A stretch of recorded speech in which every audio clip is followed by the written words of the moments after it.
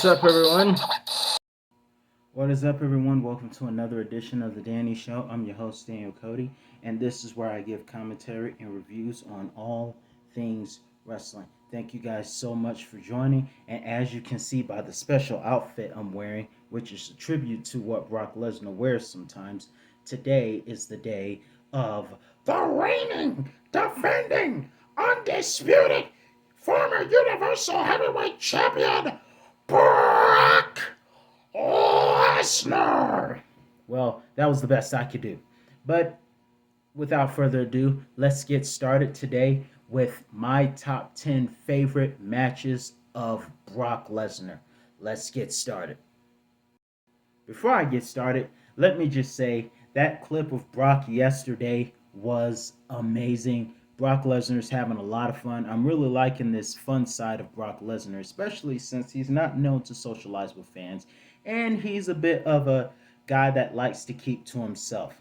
Kind of reminds me of me.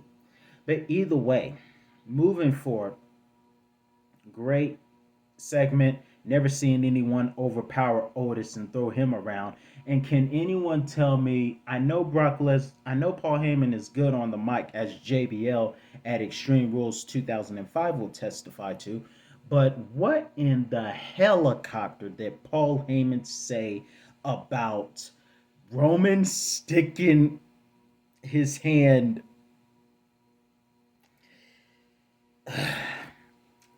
No, we're not going to get into that. But all you need to know, it was great. Watch WWE on USA version of it if you're looking at it on YouTube so you can see the uncensored headshots because I hate when they censor headshots. But you can think what happened in 2007 for that. Without further ado, let's get started. At number 10, my recommend matches of Brock Lesnar. Let's start with number 10, Roman Reigns, the Tribal Hog, as Brock called him last night, versus Brock Lesnar at WrestleMania 38. This match, for those of you who saw my Roman review and gave me so many views on that, thank you so much. For those of you who saw that, we kicked off Roman's review with this match. I really thought this match was good. Even though it was in a losing effort as far as Brock Lesnar was concerned, I really enjoyed the match. Both men brought out their best moves in just about 10 minutes, and Roman became undisputed champion. But it was no denying the show by Brock Lesnar. At number 9, and also it happened in Texas because last night WWE was in San Antonio, Texas. And once again, thoughts and prayers to Texas. I know it's been a couple of months, but time didn't always heal up wounds. Either way, moving forward, number 9, we have Brock Lesnar versus Triple H. Triple H at Extreme Rules 2013. Excuse me. So, this was a even the score steel cage match because at SummerSlam 2012, which was a good one, Brock Lesnar won by breaking Triple H's arm again. At WrestleMania 29, Triple H would win.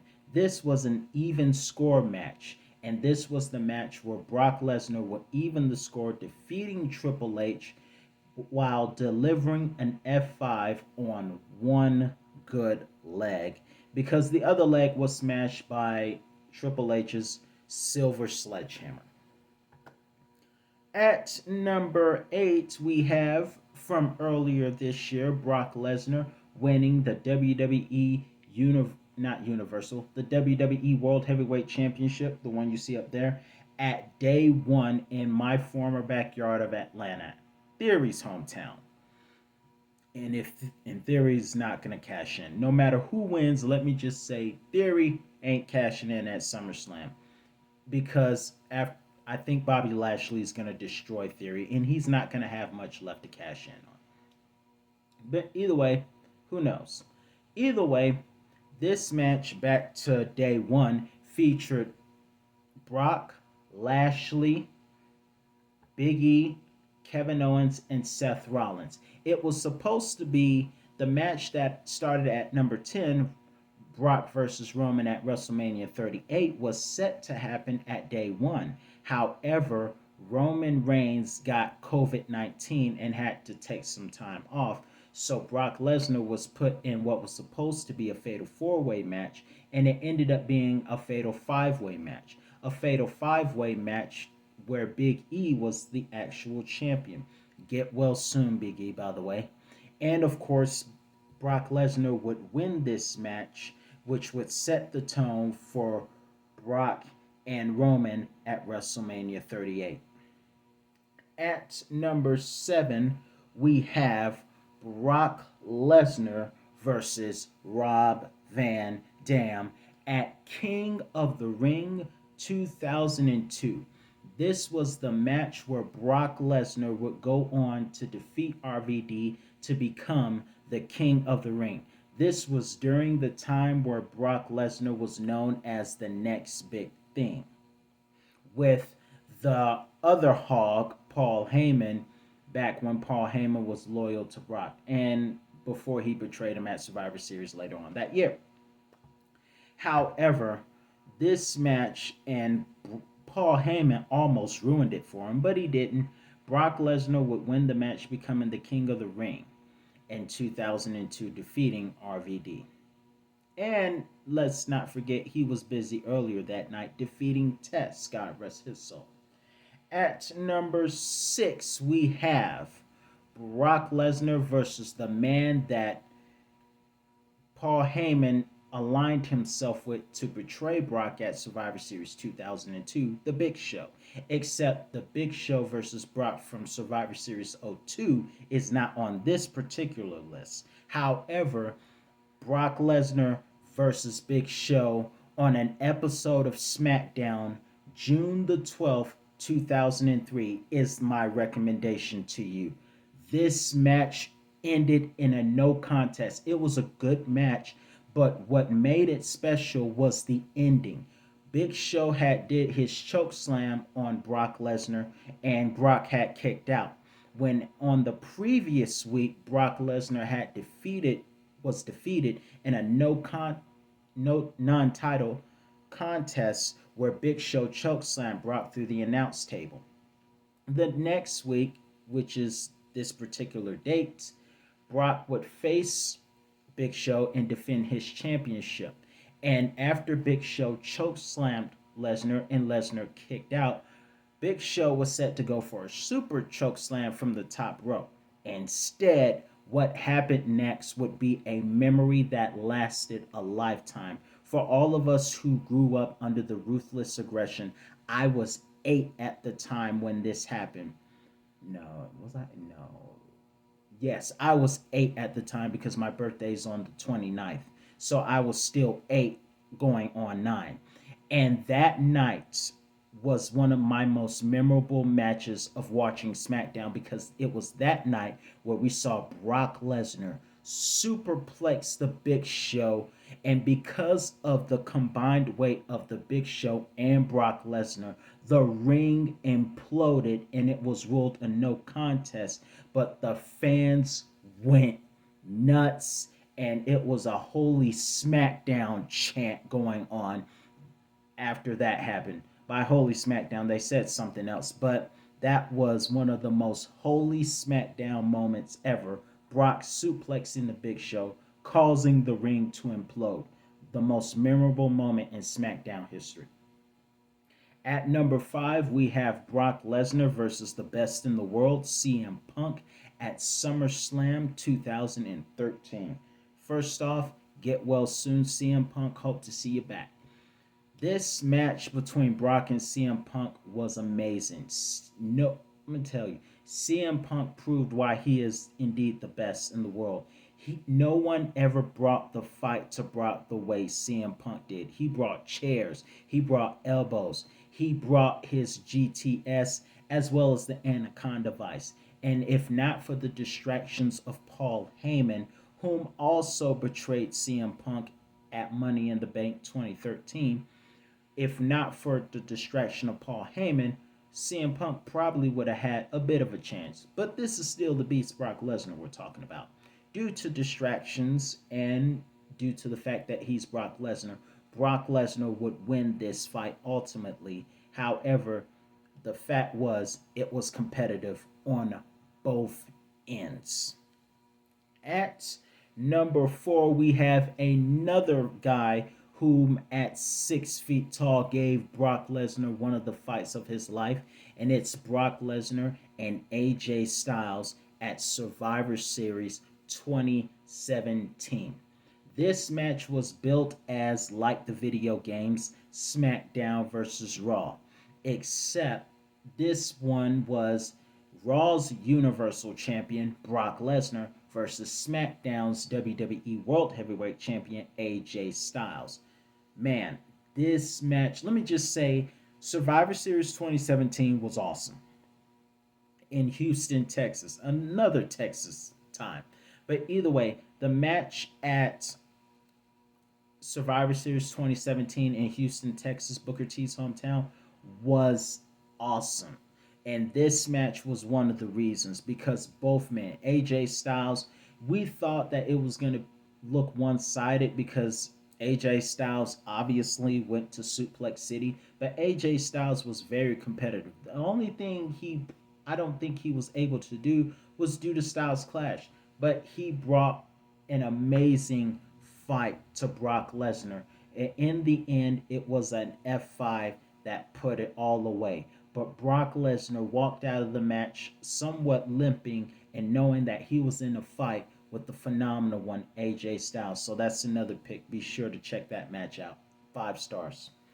At number three, we have Brock Lesnar versus The Undertaker inside Hell in a Cell at No Mercy 2002.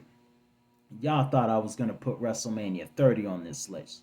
No, I'm not going to put WrestleMania 30 on this list for two reasons. Number one, we are devastated. We were devastated when The Undertaker lost at WrestleMania 13. Number two, The Undertaker had a concussion and doesn't even remember that match. So it's and quite frankly, not many of us loyal Undertaker fans want to remember that.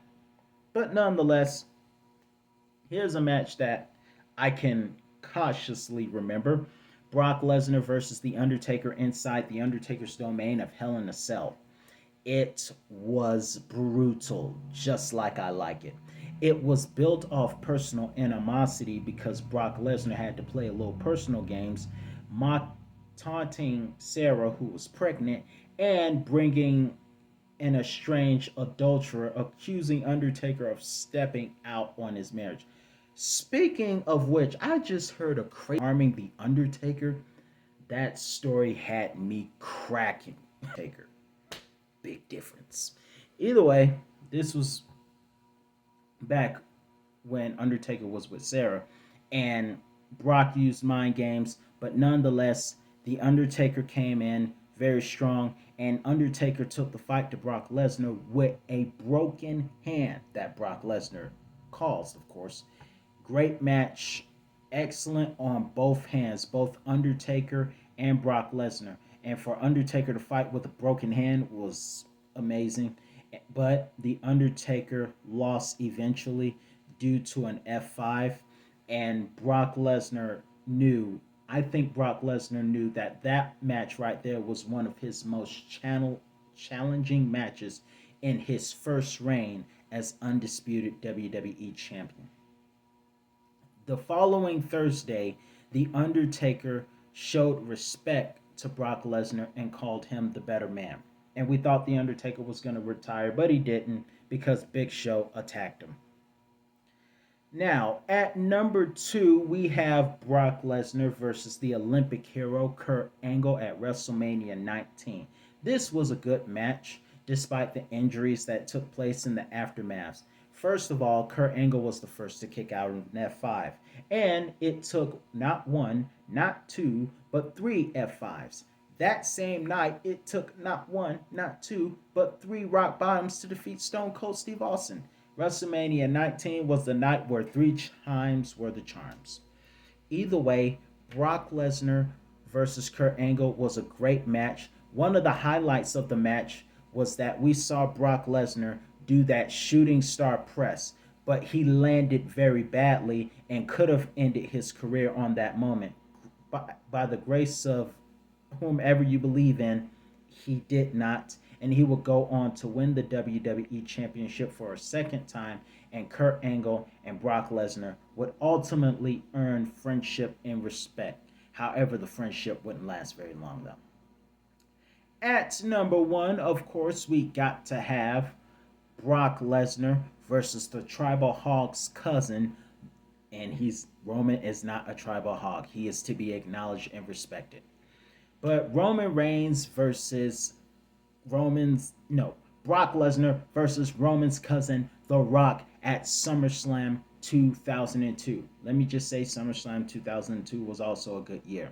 But it will never be shown on Peacock because a certain someone who is a part of bad history is on the card. And but nonetheless, he had a 5-star match with RVD that night. But either way, Brock versus The Rock at SummerSlam, totally awesome. I was going to put Kurt Angle versus Brock Lesnar at number one, but considering that we will never see a shooting star because Brock doesn't want to risk hurting his neck again, that couldn't be number one. Number one has to be his first WWE Championship reign in less than a year in his activity in WWE with The Rock. And what is so ironic about this match was that Brock Lesnar was the heel and The Rock was the face. Yet the majority of the crowd decided to go for Brock Lesnar, even though Brock was not a fan favorite. And he had already taken out Hogan, defeated Brock RVD at King of the Ring, and this was one of the highlights of his career, defeating the Great One to win his first ever undisputed championship. And of course, The Rock would later turn heel right after that match, saying Sing Along with The Rock was over, and the fans just booed him out of the arena. But nonetheless, an amazing match with Brock Lesnar. I love how they both jumped up at the same time, Rock and Brock. It was great. Nonetheless, that's my list of must-see Brock Lesnar matches. Which one was your favorite? Let me know in the comment section below. I'm your host, Daniel Cody. And remember, pigs get fat, hogs get slaughtered. In the words of Brock. I'll see you next time. Celebrate the mayor of Suplex City Biscuits. See you next time.